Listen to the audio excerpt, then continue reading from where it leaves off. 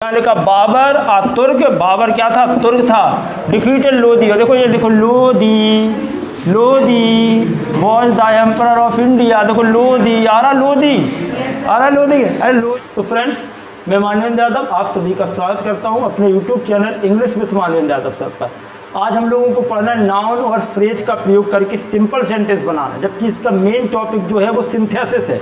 अच्छा, मैंने कल भी कहा था, मैं आज फिर कह रहा हूँ कि जब तक आप इस टॉपिक को शुरू से नहीं समझेंगे तो हो सकता सिंपल सेंटेंसेस बनाने में दिक्कत हो। और जो लोग मुझे यूट्यूब पर देख रहे हैं उन लोगों से ये रिक्वेस्ट है कि वो इसके पहले के वीडियो जरूर देखना, जैसे कि पार्टिसिपल, इन्फिनिटिव, एडजेक्टिव का प्रयोग, तो आपको भी सिंपल सेंटेंसेज में कोई प्रॉब्लम नहीं होगी। हम बात कर रहे हैं नाउन और फ्रेज की। किसकी बात कर रहे हैं? तो नाउन फ्रेज क्या होता है, टॉपिक से ही पता चल जाता कि हमें पढ़ना क्या है। एक समझदार बच्चा वही है जो टॉपिक को पहले समझ ले। टॉपिक क्या है? Noun phrase. इसका मतलब हमें इसमें एक चीज़ समझनी है नाउन और एक चीज़ समझनी है फ्रेज। एक क्वेश्चन पढ़ा, Tagore was the author of Gitanjali, he was the great poet of Bengal. अब आपसे पेपर ने कहा कि सिंपल बनाओ। क्या बनाओ? सिंपल। अब तुम्हारे दिमाग में क्या आ रहा कि इसको सिंपल बनाना तो है, क्या ये पार्टिसिपल से बन सकता? मुझे लग रहा है पार्टिसिपल की इसमें कोई बात ही नहीं, इन्फिनिटिव की कोई बात है नहीं है, एडजेक्टिव की कोई बात है नहीं है। इसलिए मैं बार बार कह रहा हूँ कि अगर आपने शुरुआत से इस टॉपिक को नहीं पढ़ा तो आपको परेशानी होगी।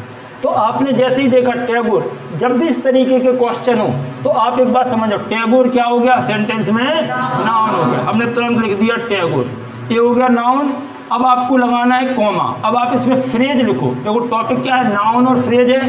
तो टैगोर नाउन हो गया, फ्रेज लिखना है। फ्रेज जब लिखेंगे तो हम हेल्पिंग वर्ब नहीं लिखेंगे, क्योंकि अगर हम हेल्पिंग वर्ब को लिख देंगे तो वो पूरा सेंटेंस बन जाएगा, एक मीनिंग दे देगा। हमें सिर्फ फ्रेज लिखना, the author of Gitanjali. Tagore comma आपने लिखा द ऑथर ऑफ गीतांजलि, ये हो गया। अब आपको फिर से कॉमा लगा देना है। अब दूसरा सेंटेंस क्या है? He was the great poet of Bengal. जो टैगोर है वही तो ही है, तो इसमें ही को लिखने की कोई आवश्यकता नहीं है। लास्ट में लिख दिया was the great poet of Bengal. इस बात से तुम्हें क्या समझ में आया? कितना भी बड़ा सेंटेंस क्यों ना हो, क्या कितना भी बड़ा सेंटेंस क्यों ना, कितना भी विशाल हो, तुम्हें देख के चक्कर आने लगे, लेकिन घबराना नहीं, हंसना, मुस्कुराना, बोले अच्छा नाउन मिल गया। क्या मिल गया? तो नाउन के बाद तुम्हें क्या लगाना है? कॉमा। ध्यान रखना, हेल्पिंग वर्ब कभी नहीं लिखना, क्योंकि जैसे ही तुम हेल्पिंग वर्ब लिख दोगे, अगर आप यहाँ लिख दोगे वॉज, तो Tagore was the author of Gitanjali, पूरा सेंटेंस हो जाएगा। टैगोर गीतांजलि के ऑथर थे, ये तो वाक्य बन गया, सेंटेंस बन गया। तो फिर नाउन फ्रेज रहा कहाँ? नाउन कब होगा? टैगोर जो आपने कॉमा लगाया, ये नाउन को आपने अलग कर दिया किससे? इस फ्रेज से। टैगोर एक फ्रेज है, the author of Gitanjali. Tagore क्या थे? गीतांजलि पुस्तक के ऑथर थे। फिर आपने लगाया was the great poet of Bengal, और बंगाल के एक ग्रेट पोएट थे। तो Tagore the author of Gitanjali comma was the great poet of Bengal. इस तरीके से आपको नाउन फ्रेज का सेंटेंस बनाना। ट्रिक क्या है पहचानने की, समझो। मोस्टली इस तरीके के सेंटेंस में यहाँ कोई नाउन होगा, ठीक है, और आगे का तुम्हें समझना है। और ये बहुत सिंपल भी है, आपको ऐसे कई सेंटेंस मिलेंगे, इस तरीके से देखना है। नाउन कॉमा लगाओ, फ्रेज लिखो, कॉमा लगाओ, फ्रेज लिखो, कॉमा लगाओ, फ्रेज लिखो। लास्ट में ध्यान रखना, लास्ट वाले सेंटेंस में हेल्पिंग वर्ब भी जोड़ के लिख देना। बोलो कोई दिक्कत? इतनी बात समझ में आ गई? अब जरा समझो नाउन फ्रेज होता क्या है। जब कई शब्द मिलकर किसी नाउन के बारे में बताते हैं, जब कई सारे शब्द मिलकर के किसी एक नाउन के बारे में बताएं, या हम ऐसा कहें दो या दो से अधिक शब्द मिलकर किसी नाउन के बारे में बताएं, जरूर नहीं कि कई शब्द, दो या दो से अधिक शब्द मिलकर के किसी नाउन के बारे में बताएं तो उसे हम फ्रेज कहते हैं, ठीक है। दूसरी बात, नाउन इसमें क्या करना है? नाउन को लिखने के बाद क्या करना है? कॉमा लगाना है, फिर उसके बाद फ्रेज को लिखते हैं। अब आप कहोगे सर हमने बचपन में जो डेफिनेशन पढ़ी थी, a group of words which does not make complete sense और मीनिंग इज कॉल्ड फ्रेज, वो अभी रहने दो, उससे काम बन नहीं पाएगा, वो एक अलग जगह पे यूज करेंगे। यहाँ जरा समझो, जैसे हमारे सामने क्वेश्चन नंबर अब आ गया 2। Columbus was a famous sailor. Columbus क्या था? एक फेमस सेलर था। He was an Italian boy, Italy का था। ही डिस्कवर्ड अमेरिका, उसने अमेरिका की खोज की। अब आप सिंपल सेंटेंस बना रहे हैं, इसलिए आपकी सोच भी सिंपल हो जानी चाहिए। ये नहीं कि अब आप क्या कर रहे होगे, मोस्टली बच्चा क्या करेगा? कोलंबस, फिर वो लगाएगा कॉमा, लिखेगा अ फेमस सेलर, क्या लिखेगा, फिर आप लिखेंगे एन इटालियन, फिर आप लिखेंगे यहाँ से हटा दोगे डिस्कवर्ड अमेरिका। अब आप ऐसा अगर कर रहे हो तो सिंपल कहाँ बना, सिंपल का मतलब सब सेंटेंस को मिला करके एक आसान सा सरल सा मीनिंगफुल सेंटेंस बनाओ। तो आपको ये नहीं लग रहा क्या ये जो इटालियन है वो किसी की विशेषता है, किसकी विशेषता है, सेलर की। तो इससे अच्छा आप ऐसे लिख दो ना, कोलंबस, क्या लिखा, आ फेमस इटालियन। अभी कितना सुंदर लग रहा है इटालियन सेलर, लग रहा है कि नहीं लग रहा। अब आपने सीधा लगा Columbus comma a famous Italian seller. Columbus क्या है, नाउन है, कोलंबस क्या है, नाउन है, और इसका ये फ्रेज क्या है, फेमस इटालियन सेलर। अब लास्ट में देखो यहाँ लिखा डिस्कवर्ड, क्या लिखा, डिस्कवर्ड अमेरिका। अब इसमें आप देख रहे हैं कोलंबस नाउन है, कॉमा लगा के फ्रेज लिखा, लास्ट में मेन वर्ब की सेकंड फॉर्म आ गई, इसलिए किसी हेल्पिंग वर्ब की आवश्यकता नहीं है, क्योंकि सेकंड फॉर्म तो अपने आप में वर्ब का काम कर जाएगा।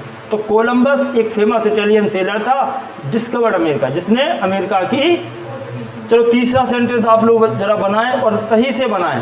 तीसरा सेंटेंस सबसे बेस्ट क्या होगा, कालिदास। आपने लिखा कालिदास कौन है, हमारे कक्का है, कौन है, कालिदास कौन है, नाउन है, क्या है भाई, अरे कालिदास क्या है, कालिदास कौन है, नाउन है, यही बोलना, ठीक है। ये नहीं पता चले बोले हमारे रिश्तेदार हैं या कोई, कालिदास नाउन है। इनका फ्रेज सबसे बेस्ट क्या, कालिदास थे क्या, आप लिखोगे द ऑथर ऑफ शकुंतला। अब जैसे आपने लिखा mister Yadav comma a teacher of English. अब पहले तुमने मिस्टर यादव पूरी खानदान की बातें बता दी, फिर कह रहे टीचर ऑफ इंग्लिश, तो गड़बड़ है ना। पहले ये बताओ कि भाई ये बंदा है कि जैसे आप, मैंने कहा जानवी आ स्टूडेंट ऑफ क्लास 11th, फिर आगे बताएंगे तो ये अच्छा लगेगा। अब मैंने कहा जानवी फलाना फलाना, लास्ट में क्या स्टूडेंट ऑफ, बेइज्जती हो जाती ना थोड़ी सी। पहले क्वालिटी बता, कालिदास कौन थे, हाँ, कॉमा फ्रेज लिखो था ऑथर ऑफ शकुंतलम, क्या है, शकुंतलम, ठीक है, कॉमा लगाओ। अब दूसरे से क्या लिखे तो was a great Sanskrit poet, last में लिख दिया वॉज आ ग्रेट क्या संस्कृत पोएट। लो जी बन गया। लो इतना आपको अगर समझ में आ गया ना सबको, अगर इतना सा समझ लिया तो आप समझ लो नाउन फ्रेज समझ में आ गया। अब ऐसा कोई क्वेश्चन नहीं बना नाउन फ्रेज का जो आपको ना है।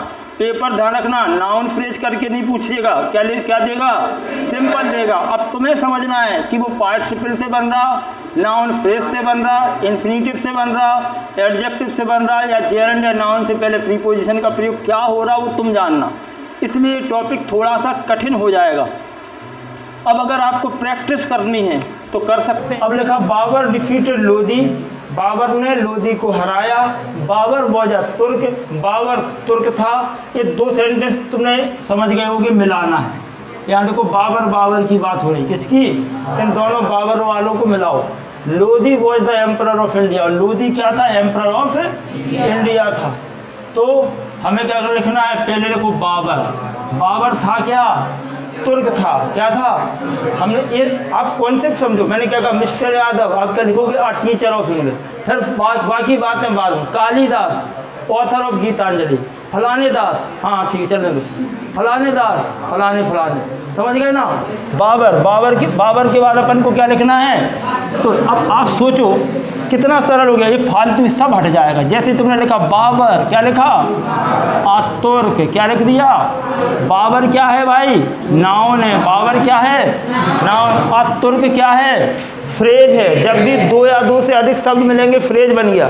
बाबर क्या था, तुर्क था, फिर कॉमा, उसने क्या किया, हाँ डिफीटेड इंडिया नहीं, डिफीटेड लोधी। बहुत मारा पटक के बेटा अगर इंडिया कह दिया, तुम क्या इंडिया को हरा दिया, कैसे यार, धिक्कार है, तुम इंडिया में रहे तो हरा रहे हो। डिफीटेड लोधी, किसको हराया, हाँ। अब यहाँ लास्ट में क्या लिखेंगे, हाँ was the emperor of India. क्या सेंस बना जरा समझो। आपने कहा बाबर कॉमा तुर्क, बाबर क्या था, तुर्क था। डिफीटेड लोधी, उसने लोधी को हराया। और जो बाबर था वो क्या था, was the emperor of India. Babur emperor of India था या लोधी? हाँ, तो यहाँ लिखा बाबर तुर्क, बाबर क्या था, तुर्क था। डिफीटेड लोधी, और देखो ये देखो Lodhi, Lodhi was the emperor of India. देखो लोधी, आ रहा लोधी, आ रहा लोधी, अरे लोधी बोल रहा, मैं मोदी नहीं बोल रहा हूँ। Lodhi was the emperor of India, तो ये आ गया, आ गया कि नहीं? तो इनका एक सीक्वेंस भी बनेगा। देखो यहाँ पर हम बात जो कर रहे हैं वो बाबर, बाबर किसकी कर रहे हैं? अरे भाई तू बाबरा हो गया क्या? यहाँ देख ले, बाबर बाबर किसकी बात हो रही? हाँ, ये तो बाबर हैं। यहाँ पर ने बात की लोधी, कौन? लोधी। अब यहाँ फिर जो लोधी ही तो एम्परर ऑफ इंडिया था, तो ये लोधी की बात कर रहे हैं, ठीक है ना? हो गया? तो नाउन फ्रेज आपका कंप्लीट हो गया, सबको अच्छे से समझ में आ गया? तो तुम लोग वीडियो को लाइक शेयर करते हो कि नहीं? हाँ, आज घर पे जाके सारे वीडियो लाइक शेयर करना, न्यू है तो सब्सक्राइब भी करना।